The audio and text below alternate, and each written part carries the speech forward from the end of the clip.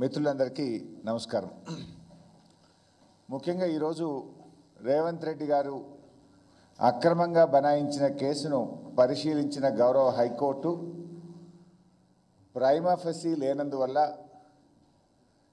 కేటీఆర్ గారిని అరెస్ట్ చేయవద్దని ఉత్తర్వులు ఇవ్వడం పట్ల హర్షం వ్యక్తం చేస్తూ ఉన్నాం. తొలి అడుగులోనే కేటీఆర్ గారు నైతిక విజయాన్ని సాధించారని తెలియజేస్తూ వారికి అభినందనలు తెలియజేస్తూ ఉన్నా. ఇది డొల్ల కేసు అని మొదటి అడుగులోనే స్పష్టమైపోయింది. ఇకపోతే ఈరోజు రేవంత్ రెడ్డి గారు అసెంబ్లీలో ఈ అంశంపై మాట్లాడారు. నేను విషయాల్లోకి వెళ్ళే ముందు రేవంత్ రెడ్డి గారు ఎంత పచ్చి అబద్ధాలు మాట్లాడతాడు, ఎంత గోబల్స్ ప్రచారం చేస్తాడు అనడానికి ఒక ఉదాహరణ చూపించి నేను ముందుకు వెళ్తాను. రేవంత్ రెడ్డి గారు ఏం మాట్లాడినరో ముందు మీకు అసెంబ్లీలో చూపిస్తాను. అసలు మేము అడిగింది ఏంది? వాళ్ళ ఈ కార్ రేసింగ్ మీద శాసనసభలో చర్చ జరపండి. చర్చ జరిగితే నిజానిజాలు సభ ద్వారా రాష్ట్ర ప్రజలకు తెలుస్తుంది. ఒకవేళ తప్పు చేస్తే మీరు వివరించండి. అది తప్పు చేయలేదు, రాష్ట్ర ప్రయోజనాల కోసం మేము చేసిన పని అని మేము వివరిస్తాం. అన్ని విషయాలు ప్రజలకు తెలవాలి, సభలో చర్చించాలని బీఆర్ఎస్ పార్టీ మొన్న స్పీకర్ గారిని కలిసి చర్చకు అవకాశం ఇవ్వమని అడిగాం. ఈరోజు కూడా శాసనసభలో అడిగాం. మరి మేము మాట్లాడతామంటే రేవంత్ రెడ్డికి అంత భయం ఎందుకు? మమ్మల్ని బయటకు పంపి సభలో మేము లేకుండా రేవంత్ రెడ్డి గారు దాని మీద చర్చించారు. మాకు చెప్పే అవకాశమే ఇవ్వలేదు. ఆ చెప్పింది కూడా ఎంత శుద్ధ అబద్ధమో ఒక్కసారి మీకు చూపిస్తాను.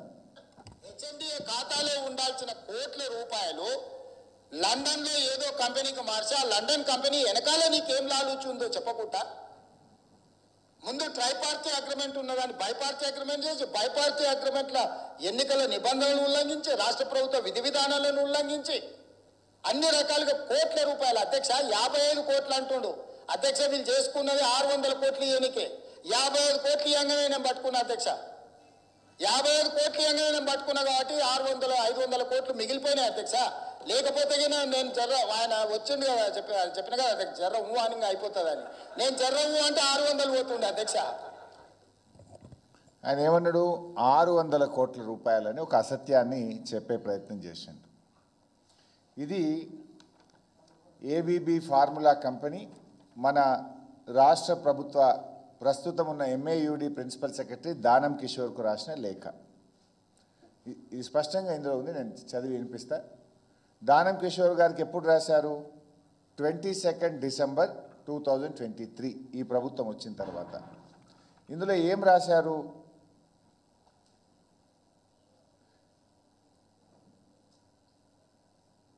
is in material breach of our agreement due to failure to pay a significant amount of the fees. Third installment, 50% of the fees, 45 lakh ponds. 45 లక్షల రూపాయల పాండ్స్ మీరు మిగతా 50% చెల్లించకపోవడం వల్ల మేము ఈ అగ్రిమెంట్ రద్దు చేసుకుంటున్నాము అని మన రాష్ట్ర ప్రభుత్వానికి వాళ్ళు రాసిన లేఖ. అంటే మొదటి 50% ఆల్రెడీ బీఆర్ఎస్ ప్రభుత్వం ఉన్నప్పుడే చెల్లించాం. మిగతా 50% 45 లక్షల పాండ్స్ మీరు చెల్లించకపోవడం వల్ల ఈ అగ్రిమెంట్ రద్దు చేసుకుంటున్నాము అన్నారు. 45 లక్షల పాండ్స్ అంటే ఎంత పైసా? ఇలా పాండ్ వాల్యూ దాదాపు 106 రూపాయలు ఉంది.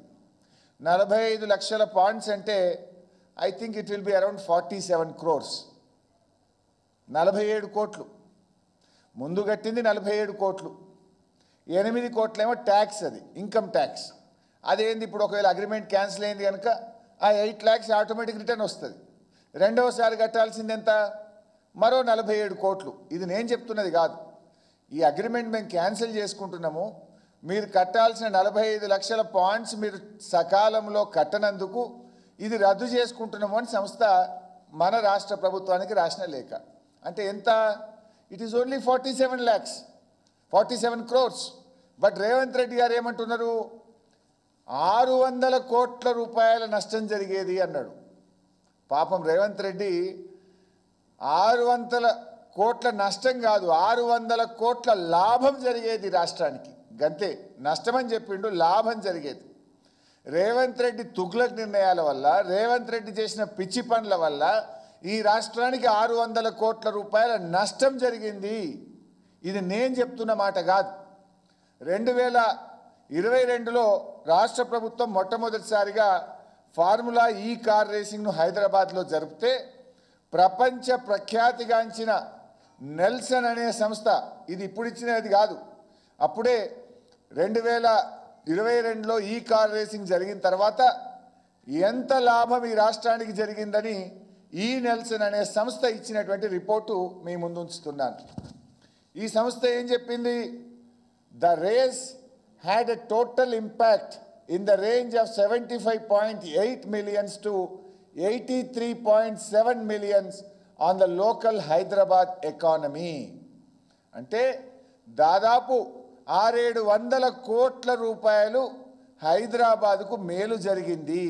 హైదరాబాదుకు ఈ కార్ రేసింగ్ జరపడం వల్ల 600-700 కోట్ల రూపాయలు మన ఎకానమీకి లాభం జరిగింది అని ఇది బీఆర్ఎస్ ప్రభుత్వమో మేం చెప్తున్నది కాదు.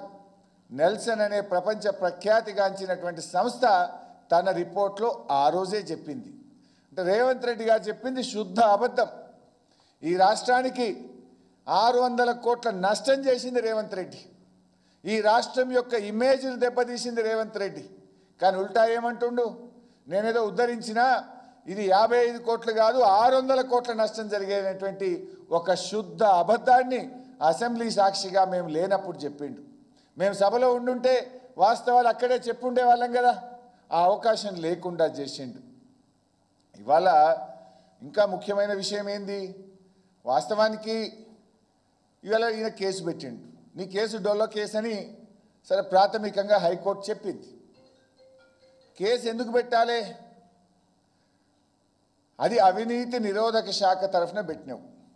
అవినీతి జరిగితే దాన్ని నిరోధించే ప్రయత్నం చేయాలి. అక్కడ అవినీతే జరగలేదు. అవినీతి ఎక్కడ జరిగింది?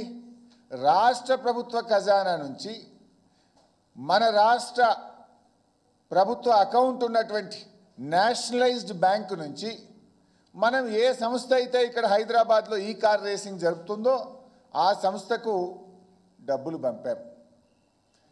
సో ఇక్కడ ఎక్కడ అవినీతి జరిగింది? ఇలా ఏదన్నా ఉంటే కొత్త ప్రొసీజరల్ ల్యాబ్స్ జరగచ్చు, అంతే తప్ప ఎక్కడ కూడా అవినీతి జరగలే.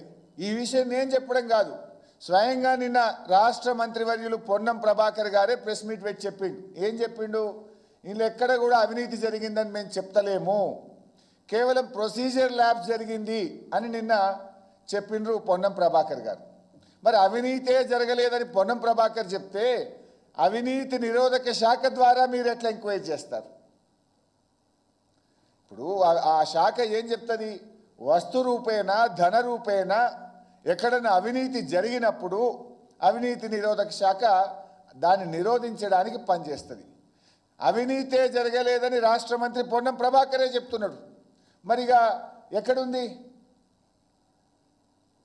ఇవాళ there is no corruption. At best ఏదన్నా ఉంటే గింటే maybe some irregularity but not illegality.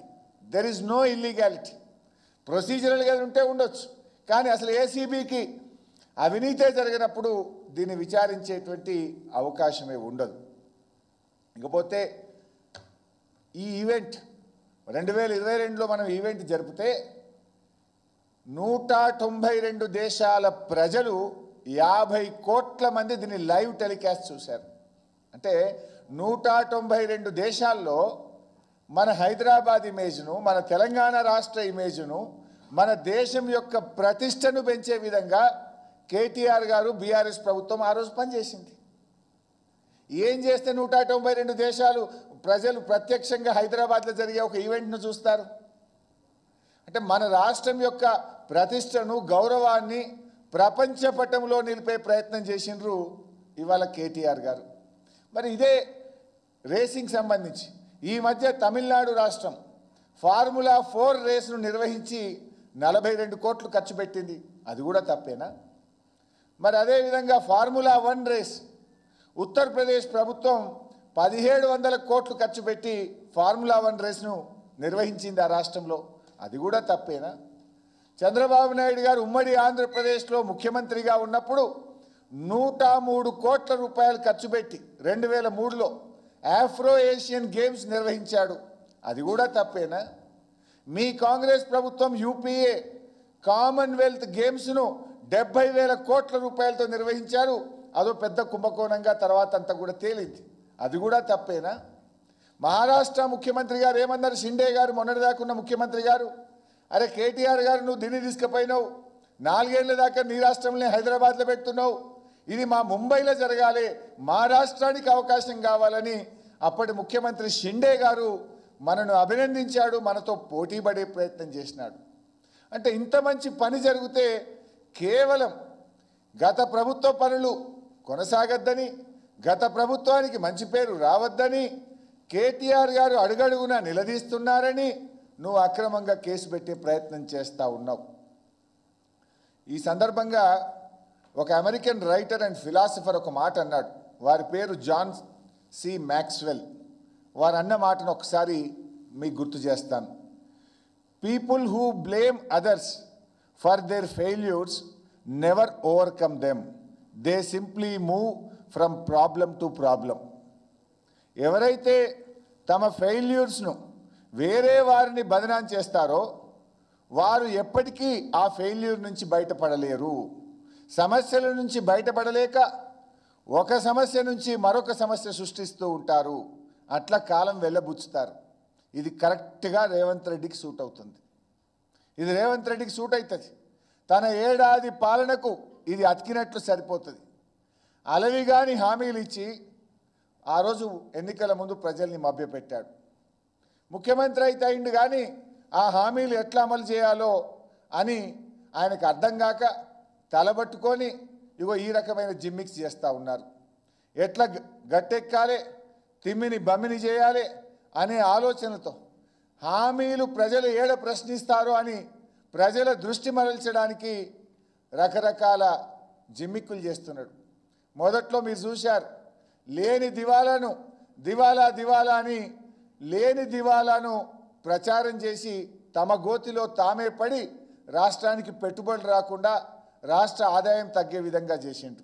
ఆ వైట్ పేపర్ను మీరు చూశారు, నిన్న కూడా అసెంబ్లీలో మూతోడ్ జవాబు దేదియే, ఇక మళ్ళీ ఎవడు మాట్లాడకుండా చేసినాం. అది 6,71,000 కోట్లు కాదు, 4,17,000 అని శాసనసభ సాక్షిగా ముఖ్యమంత్రిని ఆర్థిక మంత్రిని కూర్చోబెట్టి వాళ్ళను నోరు మూయించడం, దాన్ని బట్టి అర్థమైంది. కేవలం గ్యారంటీల గారడి నుంచి తప్పించుకోవడానికో మా మీద బుర్ర జల్లడానికి రాష్ట్రం యొక్క ఇమేజ్ని దెబ్బతీసి, రాష్ట్ర పరపతిని దెబ్బతీసి, రాష్ట్ర ప్రతిష్టను దెబ్బతీసిండు రేవంత్ రెడ్డి గారు. మార్పు మార్పు అని అధికారంలోకి వచ్చారు. ఏడాది కాలంలో ఏం మార్పు వచ్చింది? Change is inevitable, growth is optional అని ఓ తత్వవేత్త అన్నాడు. కాంగ్రెస్ చేతికి అధికార మార్పిడి తప్ప ప్రజల జీవితాల్లో ఏం మార్పు రాలే. ఈ ప్రభుత్వం మీద గట్టిగా మాట్లాడితే చాలు కేసులు, ఇచ్చిన హామీలు ఏమైనాయి అని అడిగితే అరెస్టులు, రోడ్డెక్కి శాంతియుతంగా నిరసన చేసిన నిర్బంధాలు. ఏం చేసిండు మా కేటీఆర్ గారు? నీ అవినీతి బండారాన్ని సిస్టమేటిక్గా బయటపెట్టిండు. నీ స్కాములు, నీ స్కీములు అన్ని ఆధారాలతో సహా ఎప్పటికప్పుడు ప్రజల ముందు ఉంచిండు. నీతో సహా నీ బ్రదర్సు, నీ అల్లుడు, నీ బామ్మర్ది బాగోతాలను బయటపెట్టి నీకు నిద్రపోకుండా చేసిండు. ప్రజల భవిష్యత్తు గురించి కాదు, నీవు చెప్పే 4th సిటీ నీ 4 బ్రదర్స్ కోసం అని చెప్పి ప్రజలకు అర్థమయ్యేలా వివరించిండు. మూసీ బ్యూటిఫికేషన్ పేరిట నువ్వు చేయబోతున్న లూటిఫికేషన్ను బయటపెట్టిండు. ఇవన్నీ చేసిండు కాబట్టే నీకు వశపడక ఏదో ఒక కేసు పెట్టాలని, ఎట్లన్నా కేటీఆర్ను జైల్లో వేయాలని గత కొద్ది రోజులుగా నువ్వు కుట్రకు తెరలేపినవు. అరెస్టులతో లీడర్లను, క్యాడర్లను భయభ్రాంతులకు గురి చేసి నీ కుంభకోణాలను, నీ లంబకోణాలను యథేచ్ఛగా కొనసాగించాలని నువ్వు ప్రయత్నం చేస్తూ ఉన్నావు. ఇలా ఆలోచించండి, కేటీఆర్ గారు చేసిన తప్పేంది? అసలు ప్రతిష్టాత్మకమైన ఫార్ములా ఈ రేసును ప్రపంచ దేశాలు పోటీ పడతాయి. దీనికి 192 దేశాలు పోటీ పడతాయి. అది భారతదేశానికి తేవడమే కాక దాన్ని మన హైదరాబాద్కు తేవడం కేటీఆర్ గారు చేసిన తప్ప. గ్లోబల్ సిటీగా ఉన్న హైదరాబాద్ను ఈవీ రంగంలో ఇన్వెస్ట్మెంట్కు డెస్టినేషన్ సెంటర్గా మార్చే ప్రయత్నం చేసిండు కేటీఆర్ గారు.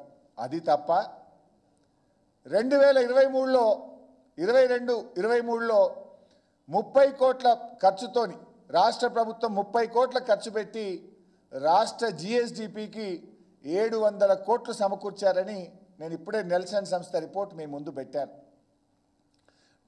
రాష్ట్ర ప్రభుత్వం పెట్టింది మొదటి దఫాలో 30 కోట్లే. అంటే జనరల్గా జిఎస్డిపి అంటే మీకు ఇలాంటి ఈ కార్ రేసింగ్ జరిగినప్పుడు జిఎస్టీ జనరల్గా ఈ రేస్లకు 28% జిఎస్టీ ఉంటుంది బైసాబ్. సో 700 కోట్లు మన రాష్ట్ర జిఎస్డిపికి వస్తే సరే రమారమే 20% వేసుకుందాం.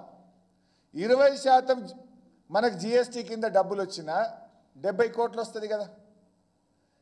అంటే 70 అంటే 70 రాష్ట్రానికి 70 కేంద్రానికి 20% అంటే 140 కోట్లు వస్తుంది. 140 కోట్లలో నేరుగా రాష్ట్రానికి 70 కోట్లు జిఎస్టీ రూపంలో రాష్ట్ర ఖజానాకు వస్తుంది. కేంద్ర ప్రభుత్వ ఖజానాకు 70 కోట్లు వస్తుంది. సరే కేంద్రానికి పోయిన 70 కోట్లలో కూడా డెవల్యూషన్లో ఒక 2.32% మన స్టేట్కి వస్తుందంటే అదో 1.5 crore వస్తుంది. అంటే 71 కోట్ల 50 లక్షలు రాష్ట్ర ఖజానాలోకి వచ్చినాయి. మొదటిసారి ఈ ఫార్ములా రేసింగ్ జరిగితే రాష్ట్ర ప్రభుత్వం పెట్టిన ఖర్చు 30 కోట్లు, రాష్ట్ర ఖజానాకు నేరుగా వచ్చింది 71 కోట్ల 50 లక్షలు. ఈ రాష్ట్రంలో జిఎస్డిపి కంటే లైక్ హోటల్స్, ట్యాక్సీసు, రెస్టారెంట్సు తదితర అన్నీ కలిపి 700 కోట్ల రూపాయలు మన రాష్ట్రానికి మేలు జరిగింది. పెట్టింది 30 కోట్లు, రాష్ట్ర ఖజానాకు వచ్చింది 71 కోట్ల 50 లక్షలు. ఈ రాష్ట్ర ప్రజలకు జరిగిన లబ్ధి 700 కోట్లు. రాష్ట్ర ఇమేజు 192 దేశాల్లో హైదరాబాద్ ఇమేజ్ను పెంచింది మొదటిసారి జరిగిన ఈ కార్ రేసింగ్. ఇది తప్ప రాష్ట్రానికి ఆదాయం పెంచిండు.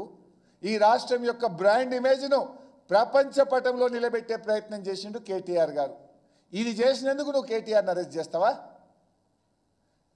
ఏదో ఇందాక కూడా ఆయన మాట్లాడుతూ మాట అన్నాడు, ఎలక్షన్ కోడ్ వయలేషన్ ఉంది అని అన్నాడు.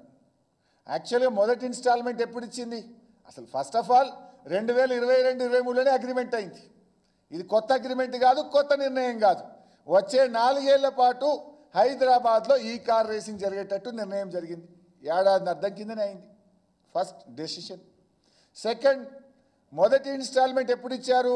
అక్టోబర్ 5, 2023 నాడు ఇచ్చారు. ఎలక్షన్ కోడ్ ఎప్పుడు వచ్చింది?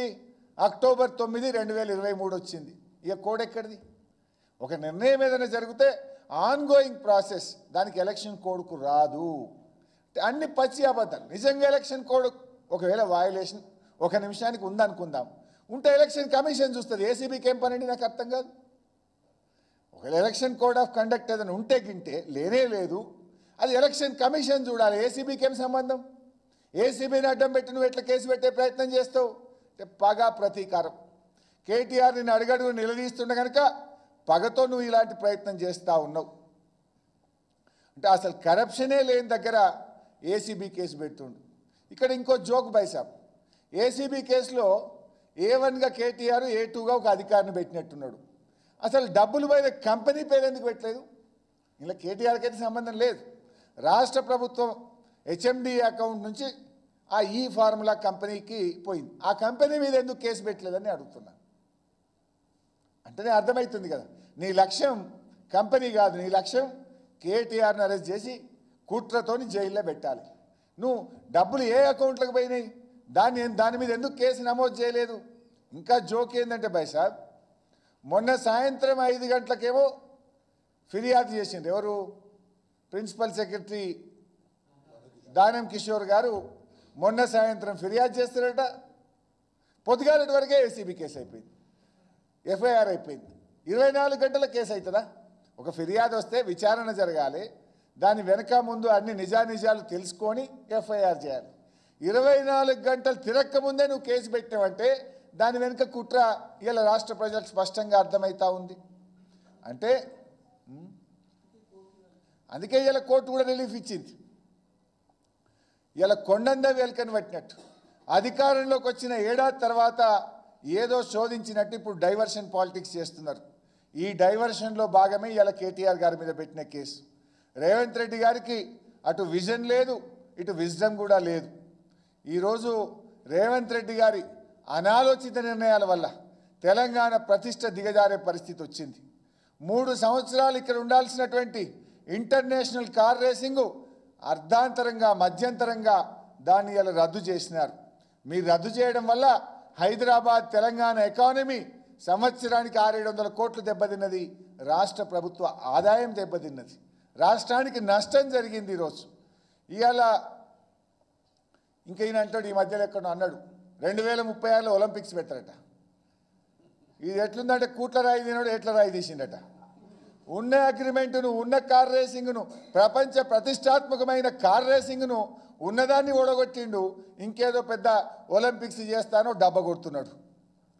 ఇంకా దారుణం ఏంటంటే ఇవాళ ఆల్రెడీ ఆ సంస్థ లండన్లో కేసు వేసింది. ఇవాళ తెలంగాణ రాష్ట్ర ప్రభుత్వం అర్ధాంతరంగా ఇది రద్దు చేయడం వల్ల మాకు నష్టం జరిగింది అని లండన్లో కేసు వేసింది. ఆ కేసు కూడా మన భారతదేశ ప్రముఖ న్యాయవాది హరీష్ సాల్వేనే లండన్లో కేసు వాదిస్తున్నాడు.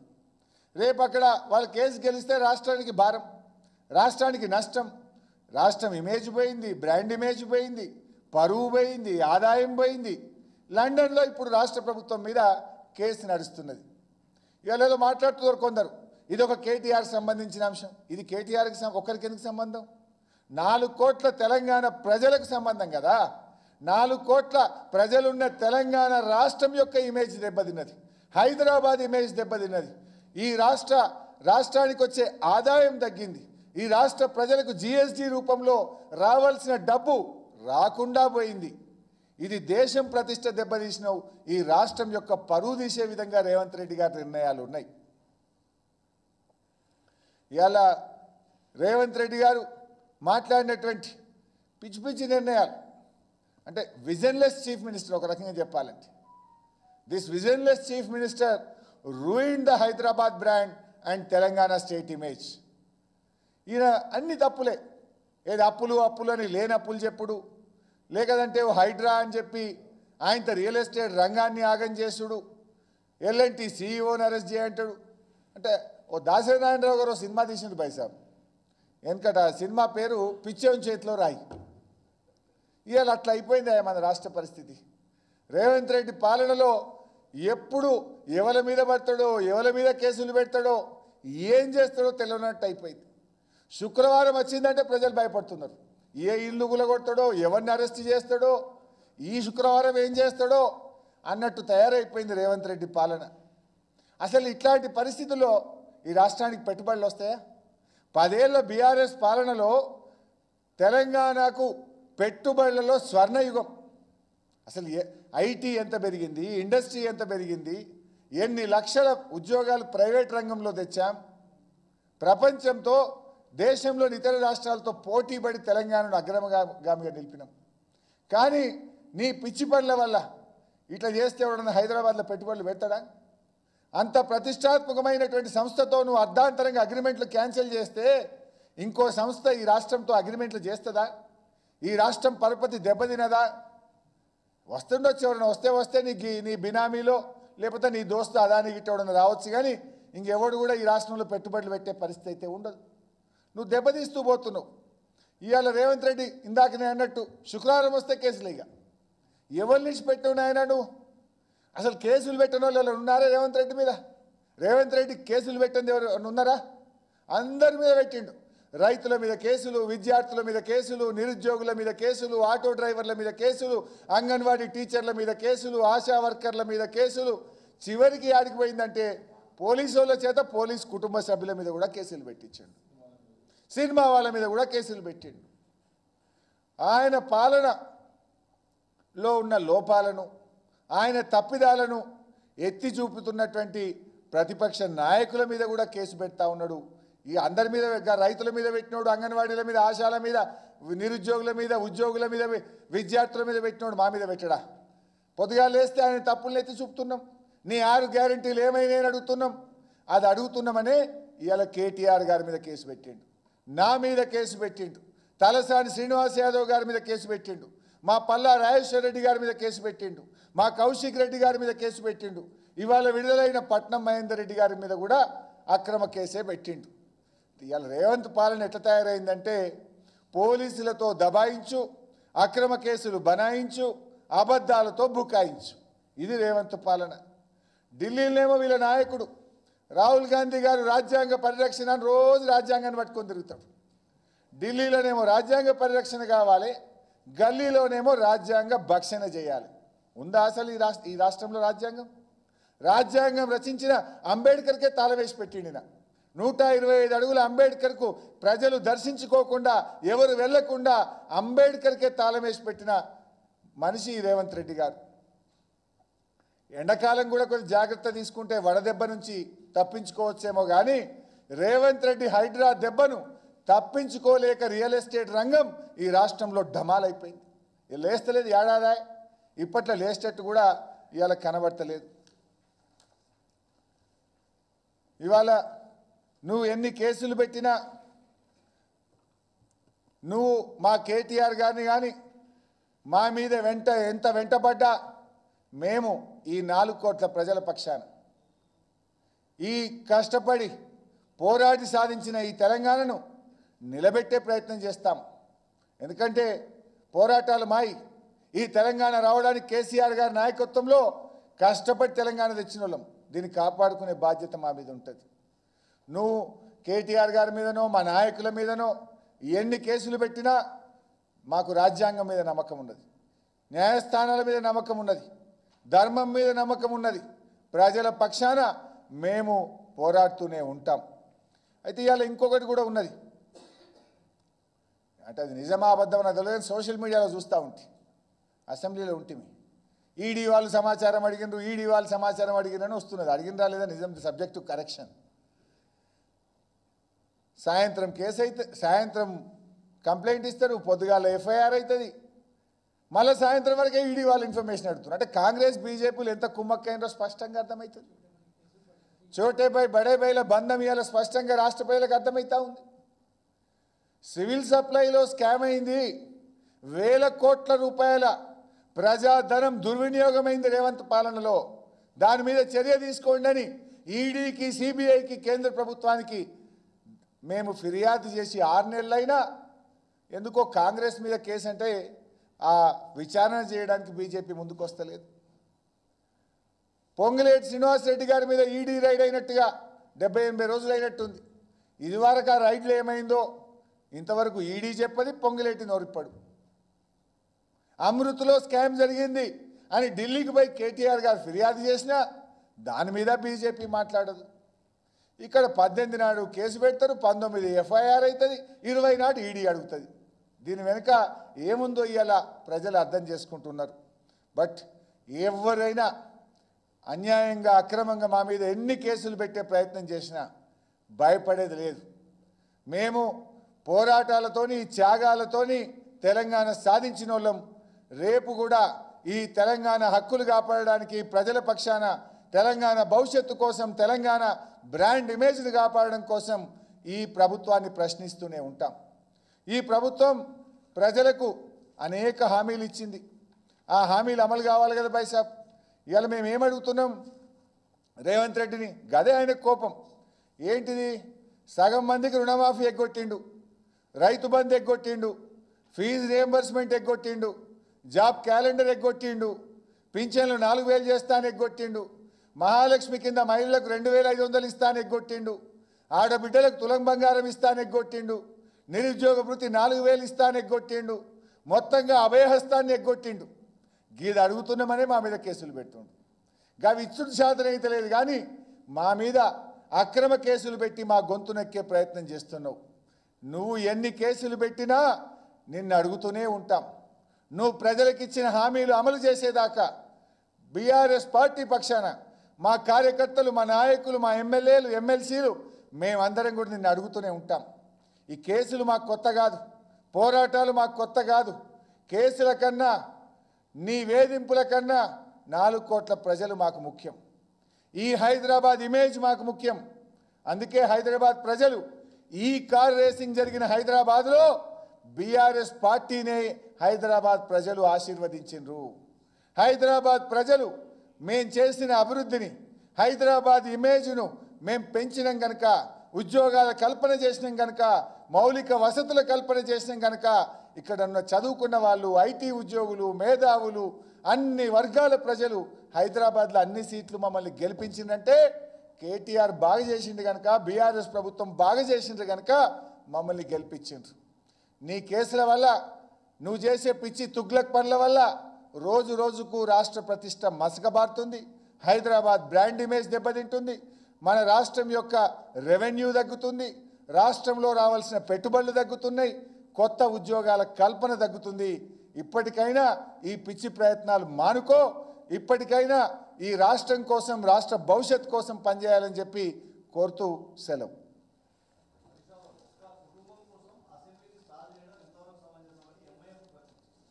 శ్రీ బైసాబ్, దీని మీద ఇప్పుడే నేను చెప్పాను. ఇది కేటీఆర్ గారికి ఒక్కరి కోసం కాదు. కేటీఆర్ ఎవరి కోసం కొట్లాడండి బైసాబ్? 4,000 పింఛన్ ఇవ్వమని కొట్లాడిండు, 15,000 రైతు బంధు ఇవ్వమని కొట్లాడిండు, రుణమాఫీ చేయమని కొట్లాడిండు. నువ్వు ఇస్తానన్న మహాలక్ష్మి 2,500 ఎప్పుడు ఇస్తావని కొట్లాడిండు. నీ 2 లక్షల ఉద్యోగాలు ఇవ్వమని కొట్లాడిండు. మూసీ హైడ్రాలో పేదల ఇండ్లు అర్ధరాత్రి పూట అక్రమంగా కూలగొడితే వారికి అండగా నిలబడ్డాడు. అంటే ప్రశ్నించే గొంతును నొక్కాలని ప్రయత్నం చేస్తున్నాడు ఆయన. ఈ విషయం మొత్తం రాష్ట్రం యొక్క ఇమేజ్ దెబ్బతిన్నది. నువ్వు అర్ధాంతరంగా ఒప్పందం రద్దు చేసుకోవడం వల్ల కొత్తగా ఇంకెవరన్నా ఒక రెప్యూటెడ్ కంపెనీ ఈ రాష్ట్ర ప్రభుత్వంతో ఒప్పందం చేసుకుంటుందా? రాష్ట్రానికి పెట్టుబడులు వస్తాయా? నీ పిచ్చి ప్రయత్నాల వల్ల ఈ రాష్ట్రం దెబ్బతినొద్దనేదే మా ప్రయత్నం. అయినా మేము ఏమడిగినాం బ్రదర్? అసెంబ్లీలో చర్చ పెట్టమన్నాం. చర్చ అడుగుడు తప్ప కేసు పెట్టొద్దనిలే. మేము కేసు ఎందుకు పెట్టినామని మేము అడగలే. దీని మీద చర్చ పెట్టండి అని అడిగినాం. ఏమో 2 గంటలు అసెంబ్లీలో మాట్లాడితే ఈ కార్ రేసింగ్ మీద ఏం కుంపలు మునిగిపోతాయి ప్రభుత్వానికి? మమ్మల్నేమో మేము లేకుండా చూసి నువ్వు మాట్లాడినావు. మేముంటే మేము కూడా మా వర్షన్ చెప్తే దీనివల్ల ఇప్పుడు నేను చెప్పినా కదా బైసాబ్, పెట్టింది 30 కోట్లు, ఈ రాష్ట్రానికి ఖజానాకు నేరుగా వచ్చింది 71 కోట్లు. రాష్ట్ర ఖజానాకు లాభమైంది, రాష్ట్ర ప్రజలకు లాభమైంది. ప్రపంచవ్యాప్తంగా హైదరాబాద్ బ్రాండ్ ఇమేజ్ పెరిగింది. What is wrong in this?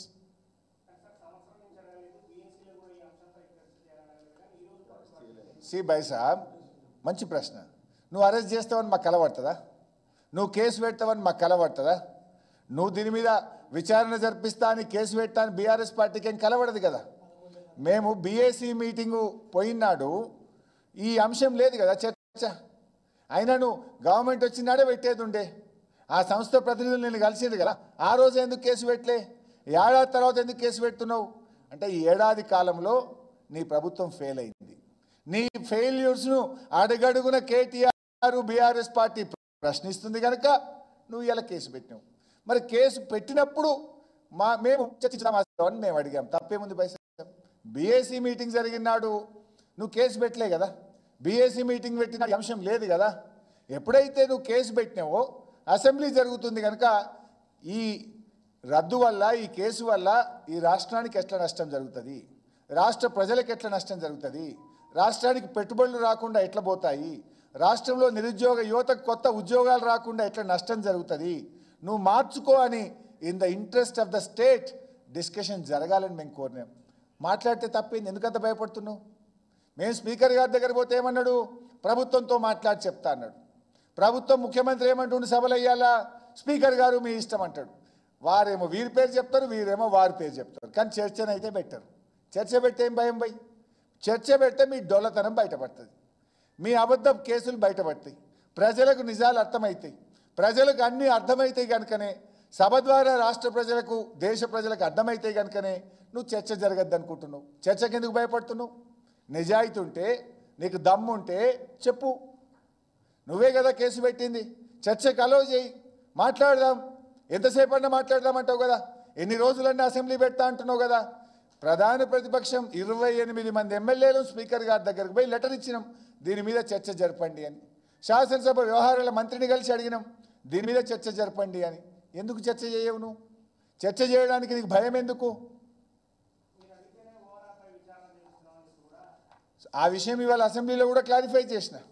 పదే పదే నువ్వేమన్నావు, ఓఆర్ఆర్ అమ్ముకున్నారు అన్నావు. కేటీఆర్ గారు నాతో ఏం చెప్పిందంటే, మరి టెండర్లు రద్దు చేసుకోమని అడగండి అని వారు నాకు సలహా ఇస్తే డెఫినెట్గా నేను అడిగిన. నువ్వు ఓఆర్ఆర్ అమ్ముకున్నారు, దానివల్ల నష్టమైంది అంటున్నావు కదా, రద్దు చేయన్న. నేను ఎక్కడన్నా విచారణ అని చెప్పినా. అయినా విచారణలకేం భయపడం. మా పాలన అంతా పారదర్శకంగా జరిగింది కనుక, క్యాబినెట్ నిర్ణయం తీసుకుంది కనుక దేనికి కూడా మేము భయపడేది లేదు. న్యాయం మీద మాకు పూర్తి నమ్మకం ఉంది.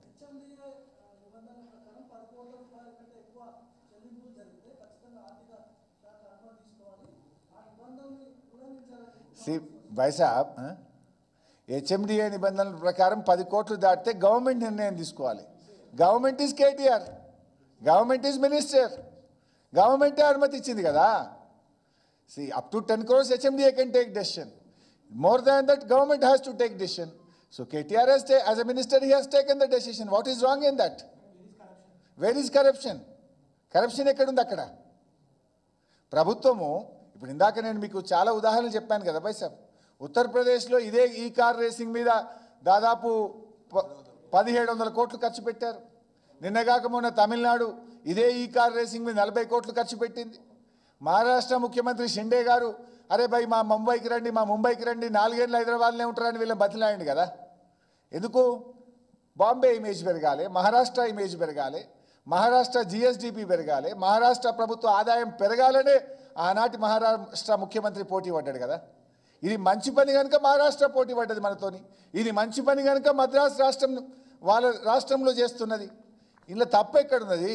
కేటీఆర్ అకౌంట్లోకి ఇటు ₹1 వచ్చిందా బైసాబ్? ₹1 ఏదైనా కేటీఆర్ అకౌంట్లోకి వస్తే వస్తు రూపంలో ధన రూపంలో ఏదైనా వచ్చుంటే అక్కడ corruption. There is no question of corruption. Thank you.